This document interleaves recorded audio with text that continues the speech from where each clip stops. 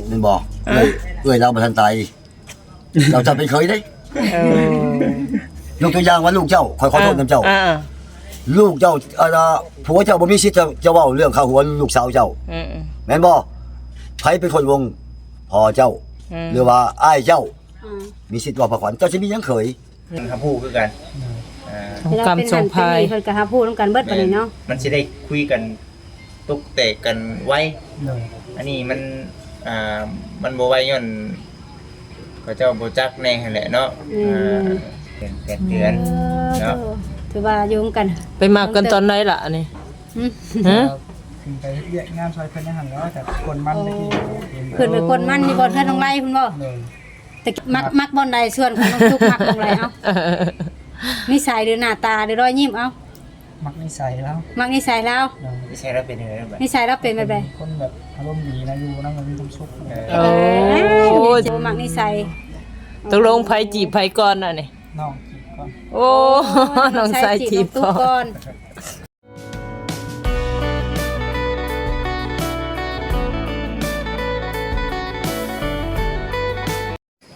กราบทักทายสบายดีพี่น้องเอ้ยเนาะ FC เบิดสุขคนจังใดทางเฮากะสิเข้าไปถ่ายถามทางน้องตุ๊กหรือว่าทางน้องไส้เพิ่นเนาะพี่น้องเนาะ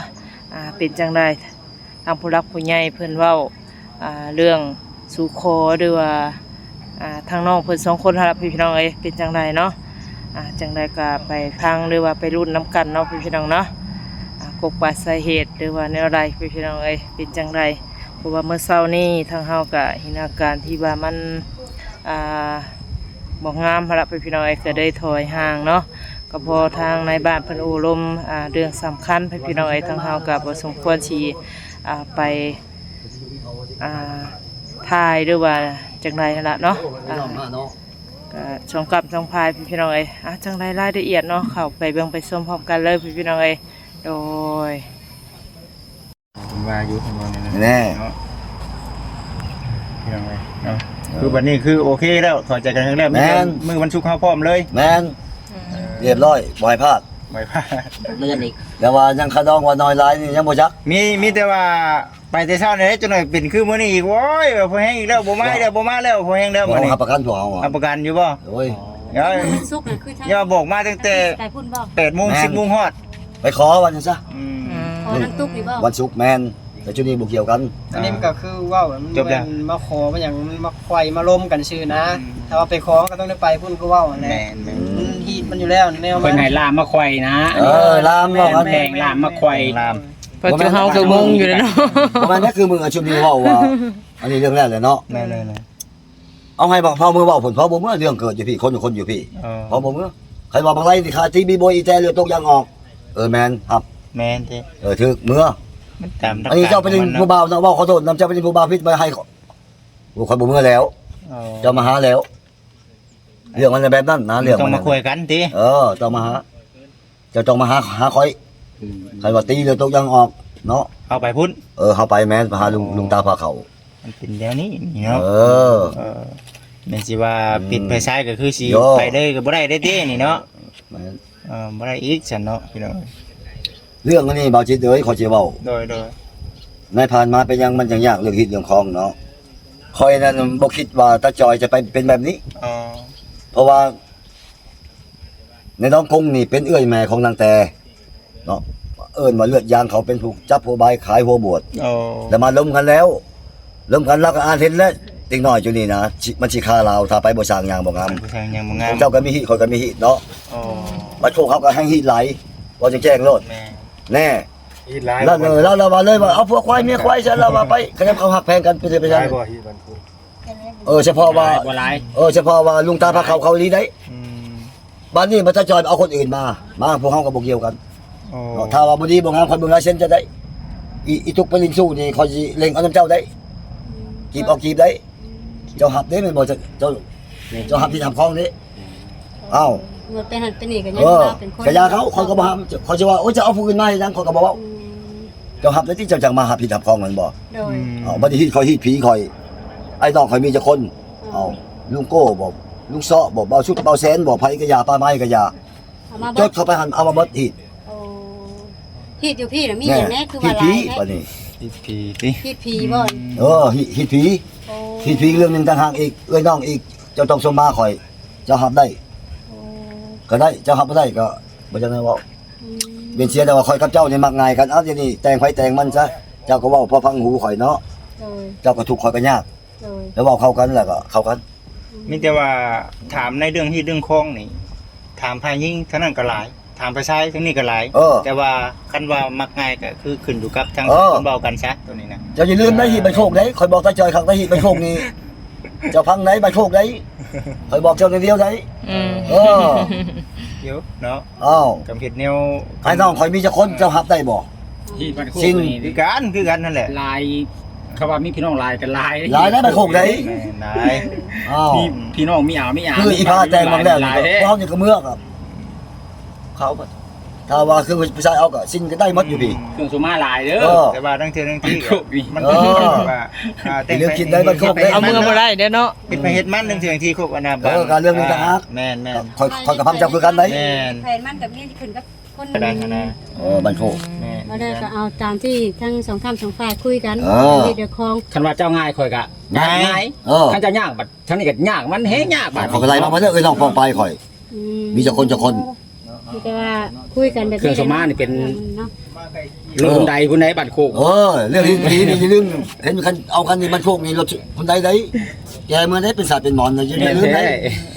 อ้าว แม่น ครับพี่น้องลายนี่ แต่บ่ค่อยบ่มักยากใครว่าเข้าใจกันเว้ากันง่ายแล้วก็บ่เกี่ยวกันเดี๋ยวไปเกี่ยวกันพี่ก็แต่งไปแต่งมัน สงสัยน้องตุ๊เพิ่นเข้าใจผิดซะอันนี้ว่า แน่อีทุกมันบ่ฮู้ที่เด็กน้อย อันนี้ เราเด็กน้อย เออ บ่ดีมัน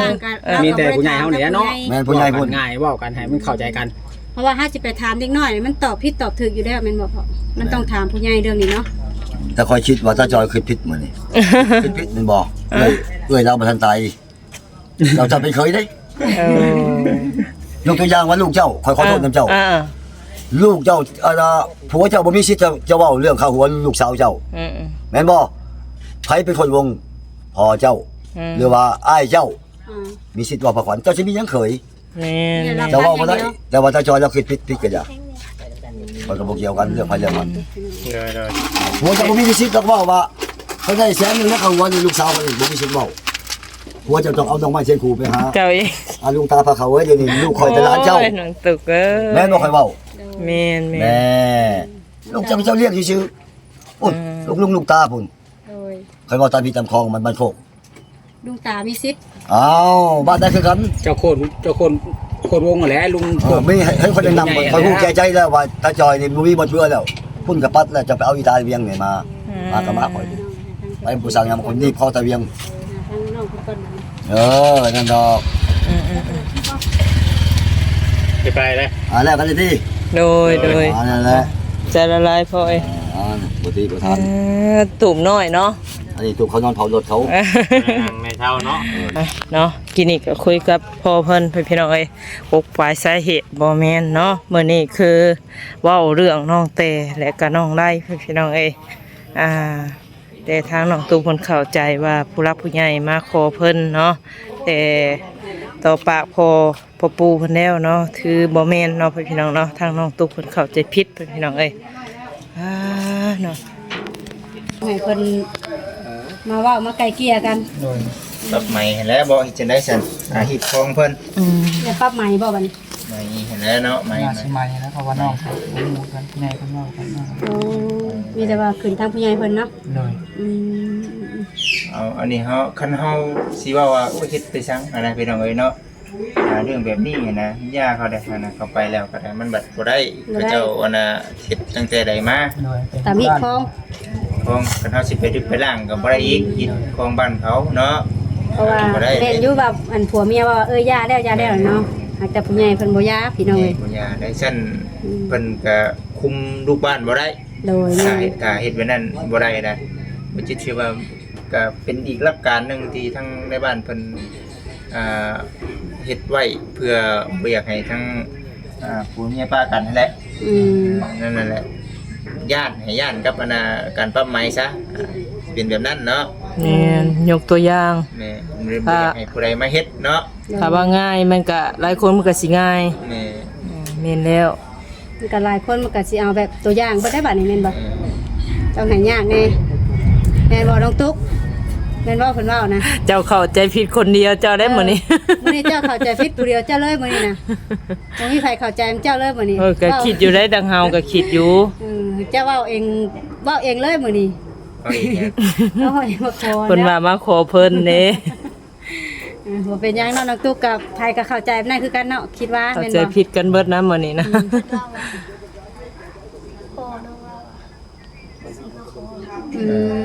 เอาทางพ่อน้องเพิ่นเว้า เพิ่นมาที่แรกเพิ่นว่าสิให้มื้อวันพุธ โอ้ ให้ทางพุทธิมาคาดองอันคันคอน่ะสาวามหาหมูตัวหนึงเพิ่นน่ะแต่ว่าทางภายนอกยังบ่ทันเลื่อนไปมื้อวันศุกร์ โอ้ยังกะเก็บยังบ่ทัน โดยก็เลยตกลงกันว่ามื้อวันศุกร์สิมานี้ มันสิมาฮอดอันนี้คือเป๊ะเนาะ โดย ครับมื้อนี้ก็วันอาทิตย์เนาะอีก5มื้อ โดย ก็ว่าอยู่มันคืออันน่ะมาสู่ขออยู่ เฮือนเจ้าว้าวว่ะ เป็นสิ่งที่ว่าอยู่ได้ ปกติคำขอนี่ต้องไผใช้เนาะ แต่ชายเมื่อ อันนี้บัดมาเฮือนมันยิ่งเนี่ยมันบ่คือปานใดแต่นี่คือการเข้าใจผิดนั่นล่ะเนาะ โดย ถูกต้องแล้วบัดนี้ ต้องอันนี้คือเพิ่นมาไกลเกลี่ยน้องไล่เอากับน้องแต่ชื่อ โอ้ บ่ได้เกี่ยวกับทั้งน้องตุ๊กกับน้องอันนี้เพิ่นชื่อหยังก็จ้ะไซเนาะไซ ใช่ ผมบ่ได้มาเฮิงจนลืมชื่อพี่น้องเลย เนาะมีแต่ทั้งน้องสองคนก็คือไอ้ว่าแล้วบาดนี้เด้อทางเอาประเภทพวกของทางไอ้เอื้อยเพิ่นมันเกิดปัญหาขึ้นแบบนี้เนี่ยบ่อยากให้ทั้งสองคนเป็นในนั้นเนาะ โดย มันเป็นมาแบบนี้เนี่ยป้าต้องเห็นบ่วุ่นวายเลยครอบครัวเฮามันบ่ได้เฮ็ดการเฮ็ดงานหยังเลยเห็นบ่ โดยพักงาน ผักงานเลยมันวุ่นกันได้ซะ มันสิไปเรียกยังบ่แล้วเนาะ แม่ คุยกันบ่แล้วมันเป็นอันมันยากเลยบัดนี้ มีแต่คอยเว้าคอยจากันนั่นแหละให้กันคิดกันก็คอยเว้าคอยจากันไปเนาะเพราะว่าให้คิดเห็นข้อปรุงมัดเนาะของทางพระผู้ใหญ่เพิ่นเด้อน้องทั้งสองเด้อเนาะ เพราะว่ามันผิดมาแล้วก็เฮาบัดบ่มีอันเงินค้ำเสียให้เพิ่นเนาะ เอาฝ่ายชายผิดก็คุณแล้วเสียให้ในบ้านฝ่ายหญิงผิดก็เสียให้ในบ้านเนาะ เพราะว่ามีหมูอีกตัวหนึงแม่นบ่ มีได้แม่นบ่ โอ้ หมูตัวหนึง แม่นอันนี้คือ กับเงิน หมูกับเงิน แม่นในบ้านเพิ่นก็เด็ดขาดกับเฮาคือกัน โดย กันว่าเฮาเฮ็ดได้เพิ่นก็เฮาก็บ่ได้เสียหยังให้เพิ่น แม่ นะ ของเฮาอยู่ร่วมกันได้เนาะ แม่น แต่ผิดให้เด็กน้อยนี่ก็ให้อภัยกันเท่านั้นล่ะ โดย เพราะว่าแต่ดีน้ำปากเขาก็ยังครบนะคือเบิ่งตัวนั้นได้หลายนับภาษาสั่งเฮาใหญ่มาได้เห็นกันนะ อืม แต่เอ้ยน้องเฮาก็ยังพิดให้กันแม่นบ่ น้องตุ๊กรับบาทนี่ได้เนาะเพิ่นพอมามื้อนี้เพิ่นว่าได้ได ดอกว่าอยู่พักบ่อยฟังแน่เป็นได้คุยกับพ่อน่ะ บอก หรือว่าเอาน้องตุ๊กเลย เพิ่นเอาเรื่องขันคอเลยเพิ่นก็พากันออกเมื่อเลย อ๋อ น้องตุ๊กก็บ่ได้ไปหาว่าน้ำพ่อเลยเอา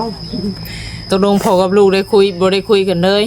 เพราะว่าตอนเพิ่นเมื่อกับทุกคนได้กินอยู่เลยว่าเพิ่นก็เมื่อเลยนะเพิ่นก็บ่ได้บอกไอ้กาวคนนั้น อาจสิขึ้นหลายเนาะอาจสิขึ้นห ที่ ลาย เพิ่นคิดเรื่องนี่แหละน้องเตแน่ว่าน้องตุ๊กแน่เนาะมันมีหลายความคิด แต่ตอนเพิ่นเมื่อน้องก็ยังบ่ได้ฮู้นะจนมีคนมาบอกว่าเพิ่นเมื่อได้จังซี่ ย่อเขาพออยู่บ่ล่ะ ย่อข้าวย่อน้ำสิพอกินอยู่บ่ บ่ได้ยอ เพิ่นว่าเพิ่นกินมาแต่บ้านนั่น เอาเพิ่นกินแล้วเพิ่นก็มา แม่นก็สิว่านี่ยังบ่ลงย้อนแบบว่ามันเกิดเรื่องราวสองซ้อนนะ นี่ สองซ้อนถ้าหากว่าเว่าบ่ช่างได้จังๆที่คือเฮาเป็นผู้ว่าผู้สาวใหม่เนาะไปผู้ว่าผู้สาวใหม่นี่อาจสิแบบว่าเอาค่อยว่าค่อยจาตะลงตะลองมากินข้าวก่อนดองเอ้ยจังเมื่อแบบนั้น อันนี้มันเป็นแบบว่ามันแบบมันมีแผลในใจแล้วว่าซั่นๆเนาะมันโดดกินหยังก็บ่ลงมันปัญหาแล้วนะเด้อ สิต้มเป็ดต้มไก่มาตั้งอยู่หน้าก็ห่วยได้แต่แนมเด้ มีแต่ชุดเจ้าสองคนนั่นแล้วเท่านั้นแล้วมีแต่ เบิ่งเอากันเนาะ เบิ่งเอากัน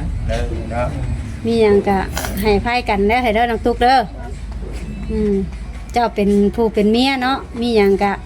แนวเฮ็ดได้ก็เฮ็ดเอาเฮ็ดได้จ้ะก็เบิ่งครอบครัวแหละเจ้าก็มีข่อยก็บ่มีเด้ต่างคนต่างพึ่งพากันเนาะ แล้ววันนี้น้องตุ๊กบ่ได้บัดนี้อยู่ตัวอาศัยอยู่นำมันผัวบัดนี้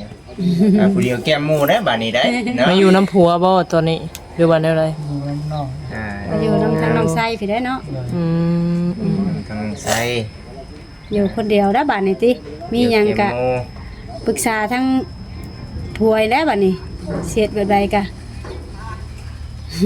มันสิได้สิมีเนาะ แม่น พากันคุยกัน แต่สมมติว่าคออย่างแบบสิพากันคืออันวางแผนว่าสิเฮ็ดหยังต่ออันนั้นอนาคตข้างหน้าเอา ก็ว่าสิหาเก็บเงินซื้อรถซื้อหยังแล้วอันดับแรกก็อันดับสองก็เป็นสิสร้างเพื่อนเป็นของตัวเองนะ โอ้ ตัวนี้เนี่ยเอาน้องอยู่เฮือนของน้องเตน้องได้เดี๋ยวนี้มีคุ้มขึ้นได้ไรอ่ะไอ้ก่อน ก็บ่ฮู้กันเพราะว่าเงินแบบเป็นเพื่อนเพิ่นนะ ฮู้อยู่แล้วเนาะ โดย แม่นอยู่ว่ามันเป็นแบบว่าต่อไปทั้งน้องๆต้องได้อยู่แต่ว่ามันบ่คักในใจเนาะแม่นบ่ แม่นมันก็บ่คือของเขาเองนะครับเพราะว่าฮู้อยู่แล้วว่าเป็นเพื่อนของทางอ้ายเพิ่นนะ เออ ถ้าว่าสิอยู่ตลอดไปก็บ่ได้เนาะ โดยว่าสิเก็บเงินเรียบงานทั้งว่าสิสร้างเพื่อนเป็นของตัวเองนะ อืม พยายามหาเงินหาหยังแน่เนาะ โดย แม่นอยู่แล้ว ตอนนี้อันน่ะเคลียร์เรื่องคารองก่อนแม่นบ่ ขอกันเพิ่น ขอเรียบร้อยก่อน ขอเรียบร้อยให้ทางว่าง่ายๆก็ขอเรียบร้อยให้ทางในบ้านหรือว่าอีหยังเพิ่นหาผู้ก่อน โดย เนาะเพราะว่าน้องเพิ่นมาขึ้นอยู่กับพี่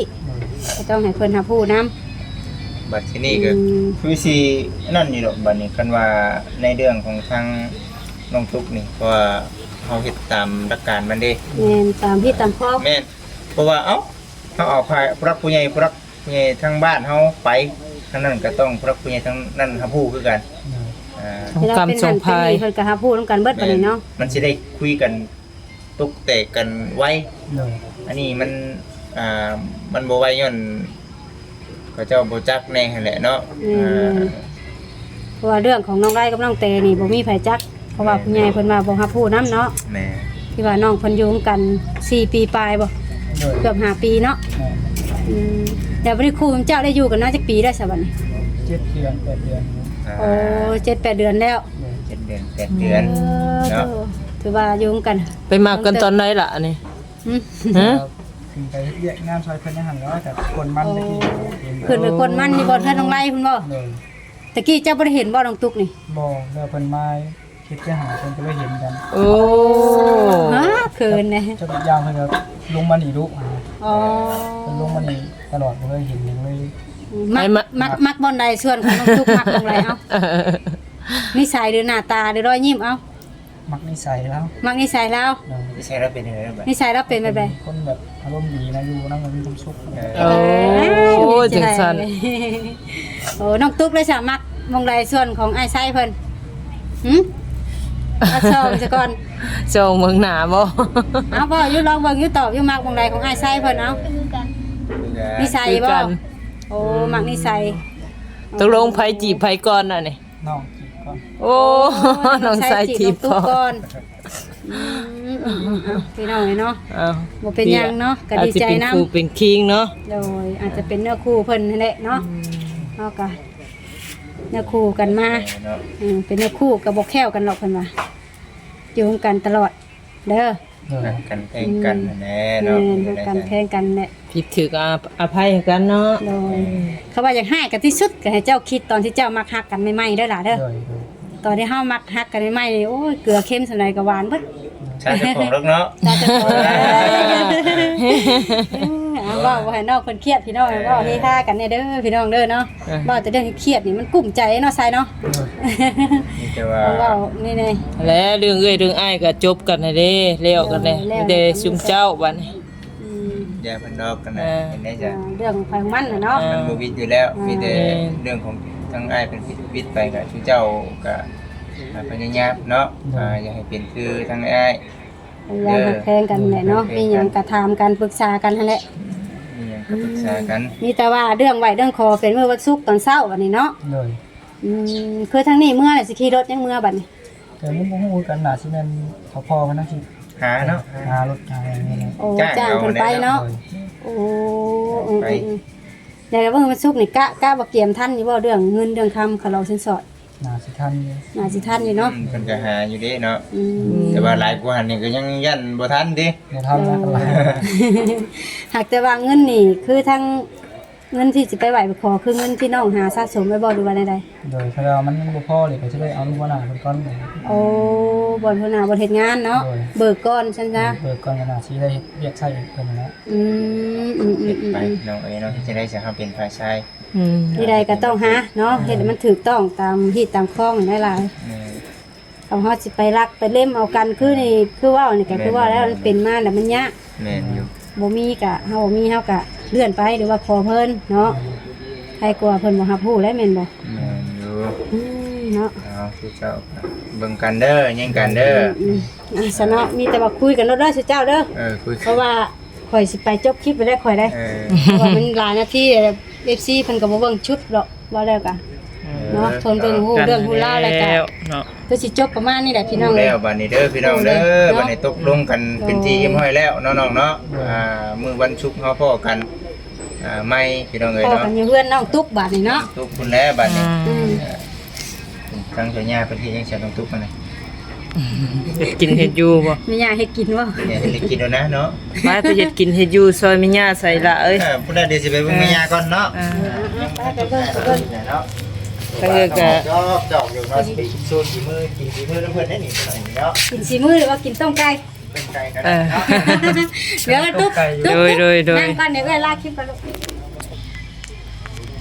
เนาะพี่น้องเอ้ยก็มีแต่ว่าทั้งเอ้ยสิได้กลับซะเด้อเนาะนี่ล่ะเมื่อวันศุกร์ยังเจอกันอยู่ทั้ง